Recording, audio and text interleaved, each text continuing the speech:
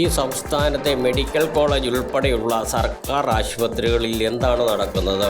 അവിടെ ഉണ്ടാകേണ്ടുന്നതായ ജീവൻ രക്ഷാ മരുന്നുകൾ, ഉപകരണങ്ങൾ, വാഹനങ്ങൾ, ഡോക്ടർമാർ, നഴ്സുമാർ, മറ്റു ആതുര ശുശ്രൂഷകൾ ഇവ എന്തെങ്കിലും ഉണ്ടോ? മിക്ക ഹോസ്പിറ്റലുകളിലും പനിക്ക് പോലുമുള്ള മരുന്ന് ലഭിക്കുന്നില്ല എന്നതാണ് പരാതികൾ. ഉമ്മൻചാണ്ടി സർക്കാരിൻ്റെ കാലത്ത് നടപ്പിലാക്കിയ പല ജനോപകാരപ്രദമായ പദ്ധതികളെല്ലാം രാഷ്ട്രീയ വൈരം മൂലം നിർത്തലാക്കുകയും അതിന് പകരം സംവിധാനങ്ങൾ ഏർപ്പെടുത്താതെയും രോഗദുരിതങ്ങളുമായി വരുന്ന ആളുകളെ ഇത്രയധികം കഷ്ടപ്പെടുത്തുന്ന ഒരു സർക്കാർ ഈ കേരളത്തിൽ ഇതിനു മുമ്പ് ഉണ്ടായിട്ടില്ലെന്നത് നിങ്ങൾ ഓർത്തുകൊള്ളണം. വടക്കേ ഇന്ത്യയിലേക്ക് നോക്കിയിരുന്ന് പുരയ്ക്കുകയും പാലസ്തീനു വേണ്ടി മുതലക്കണ്ണീർ ഒഴുക്കുകയും സമ്മേളനം കൂടിയ നിങ്ങൾ ഭരിക്കുന്ന നിങ്ങളുടെ നാട്ടിലെ കാര്യത്തിലെന്തേ ശ്രദ്ധയില്ലാതെ പോയത്?